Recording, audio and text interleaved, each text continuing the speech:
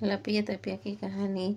एक लपिया और एक तपिया थे। लपिया लप लप करता और खाने की धुन में रहता। तपिया तप करता। लपिया को दोष लग गया। दोष के निवारण पूछने पर पता लगा कि यदि लपिया किसी के कार्तिक स्नान करने वाले से उसके पुण्य का 10वां हिस्सा ले तो दोष दूर हो जाएगा, परंतु कार्तिक स्नान करने वाले किसी ने भी पुण्य न दिया तो फिर कहा वह 7 समुद्र पार कर ब्राह्मण की लड़की के विवाह में 1.25 लाख मुद्राएं कन्यादान में देकर तथा केवल 3 चुल्लू जल पीकर आवे तो दोष दूर होगा। यह सुनकर लपिया का वहाँ गया तथा बताए अनुसार सभी कर्म करके अपने दोष से मुक्त हुआ। अतः सभी को कुछ न कुछ सत्कर्म करने चाहिए। लपिया की कहानी समाप्त हुई।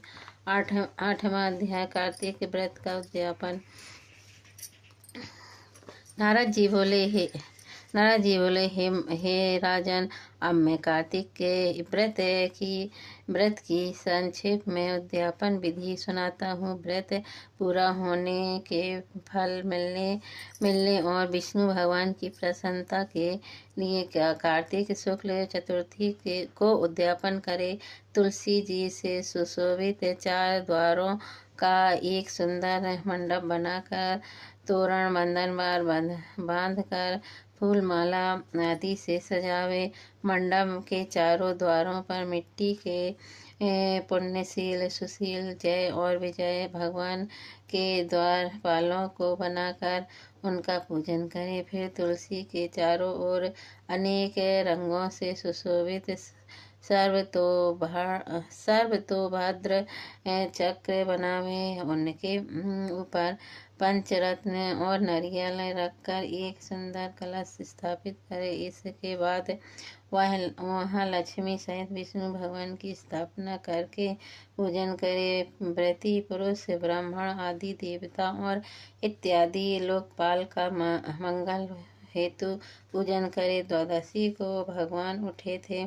त्रयोदशी को देवता ने उनके दर्शन किए और चतुर्थी को देवताओं ने उनका पूजन किया।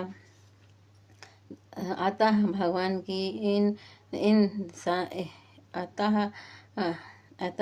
की उन दिन संत और सावधान होकर पूजा करे। गुरु जी की आज्ञा प्राप्त करके भगवान विष्णु की सुवर्णमयी प्रतिमा का पूजन षोडशोपचार से करे और विविध प्रकार के भोग अर्पण करे।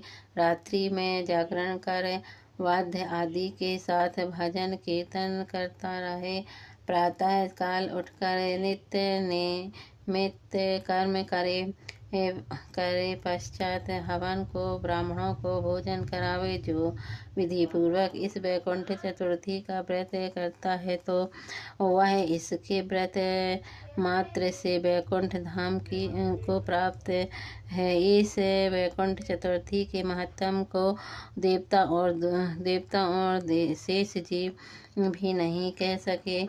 जो प्राणी भगवान चक्रमणि के जागरण में भक्ति पूर्वक आंगन में गायन और नृत्य करते हैं उनको सहस्त्र गौओं के दान करने का फल मिलता है। जो वासुदेव भगवान के सम्मुख भजन कीर्तन आदि करता हुआ जागरण करता है अथवा उनकी लीलाओं का पाठ करते हुए जागरण करता है और वैष्णवों के मन को शांत आनंद देता है, उसे पूर्व मुक्ति मिल जाती है। जो मुख के वृथा की बकवाद नहीं करते हैं उनका पुण्य दिन प्रतिदिन कोटि तीर्थ यात्रा के समान हो जाता है।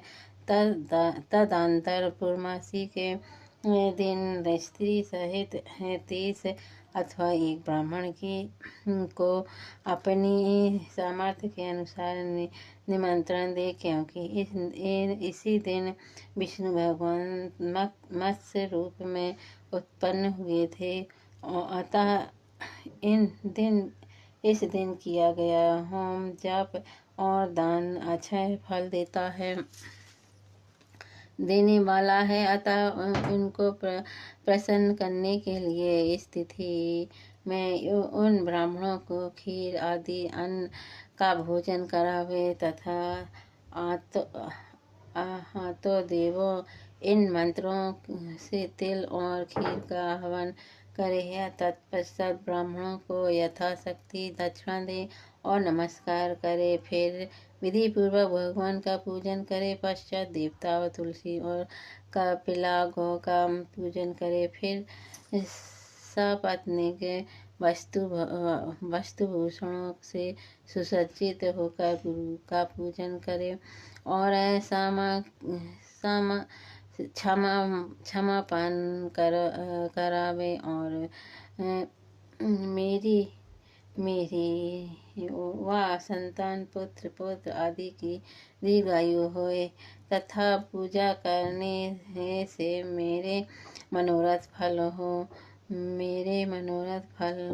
और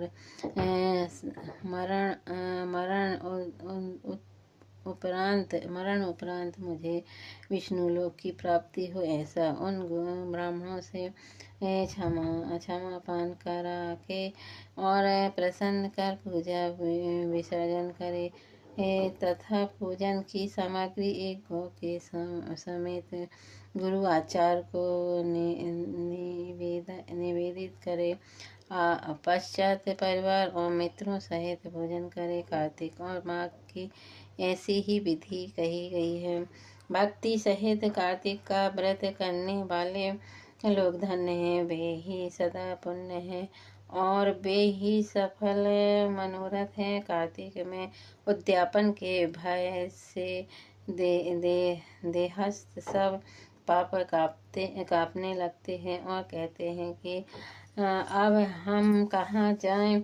वे व्रती के तेज से क्षीण होकर दूर भागते हैं। जो कार्तिक महात्म को भक्ति पूर्वक सुनते और कहते हैं, वे पाप रहित हो उत्तम फल को प्राप्त